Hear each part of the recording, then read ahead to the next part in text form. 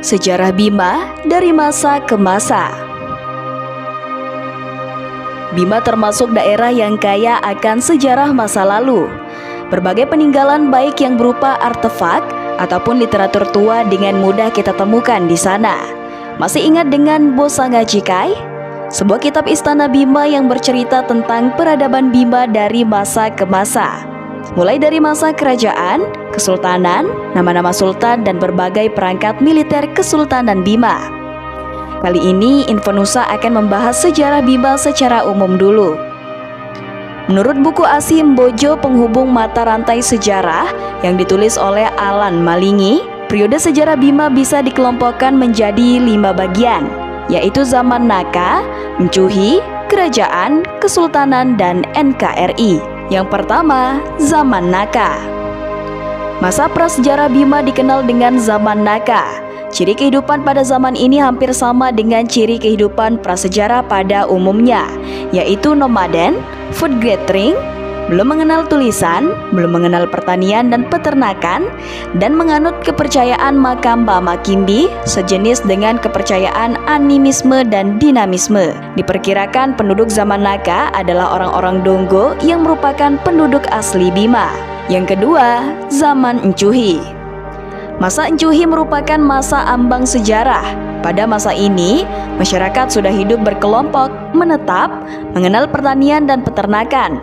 Mereka sudah mulai hidup teratur di bawah pimpinan wilayah yang disebut Mecuhi.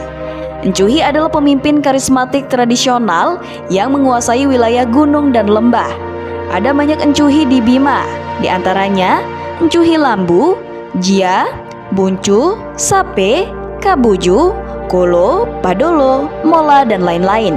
Ada 5 Mecuhi induk yang merupakan pimpinan wilayah yang membawahi Mecuhi-Mecuhi yang ada, yaitu Dara di wilayah tengah atau pusat kota, Dorowoni wilayah timur, Bolo wilayah barat, Bangapupa wilayah utara, dan Parewa wilayah selatan. 5 Mecuhi inilah yang kemudian mengadakan musyawarah di Doro Babuju untuk mengangkat seorang yang bergelar Sang Bima menjadi raja.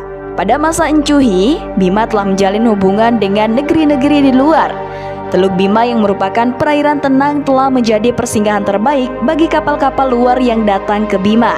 Hasil alam Bima yang banyak diminati adalah kayu songga, supa, pewarna, rotan, kerbau, kuda, padi dan palwija serta hasil alam lainnya.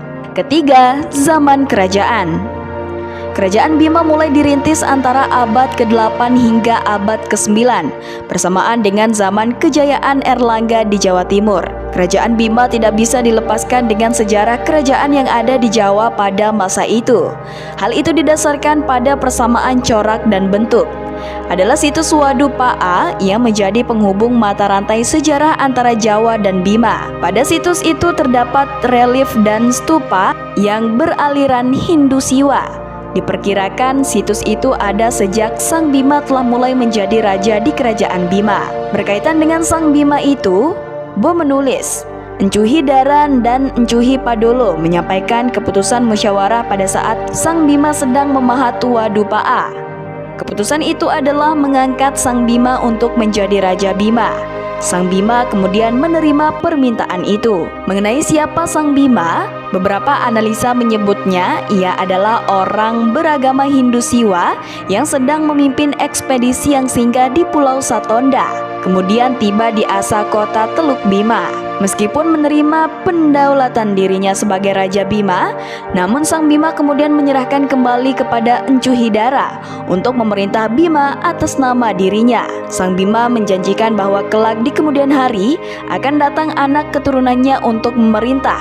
Sang Bima kemudian melanjutkan ke wilayah timur.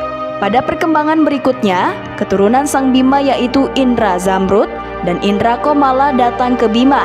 Berkaitan dengan hal itu, Bo menulis dengan rinci mulai dari kedatangan Indra Zamrud yang diterima oleh Ompu dan Wai Aha di selatan Dompu, hingga dibawa ke Mecuhi Parewa dan diterima Mecuhi Dara. Beberapa lama kemudian, Indra Zamrud pun dilantik menjadi Raja Bima pertama. Pada abad ke-15, Kerajaan Bima mampu tampil di pentas sejarah sebagai kekuatan yang disegani lawan dan dihormati kawan di sepanjang Nusantara Timur. Raja Mangapo Donggo dan Perdana Menteri Bilmana berhasil meningkatkan perekonomian Bima. Percetakan sawah secara besar-besaran dilakukan, bendungan dan irigasi disiapkan. Sebagian sawah digunakan untuk kepentingan kerajaan dan jaminan atau gaji bagi penguasa adat setempat yang dikenal dengan dana syara. Sejak saat itu, Bima menjadi gudang beras. Bilmana juga membenahi bidang keamanan. Mangapo Donggo dan Bilmana membentuk armada laut yang dikenal dengan Pabise. Armada inilah pada masa Abdul Khair Sirajuddin Sultan Bima II yang berjaya melawan kapal-kapal perang Portugis dan Belanda. Armada darat juga mulai ditata. Pasukan berkuda dibentuk dengan nama Jenajara. Panglima Laskar Kerajaan kemudian dibentuk dan dipimpin oleh Bumi Renda.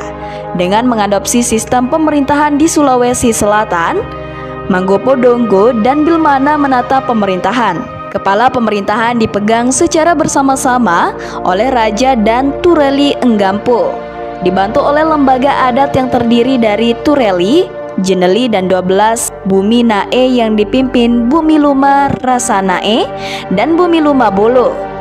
Sistem ini terus dipertahankan hingga masa Kesultanan. Selanjutnya adalah Bima memasuki masa Kesultanan. Ingin tahu kisah Bima pada masa Kesultanan? Ikuti terus Info Nusa ya.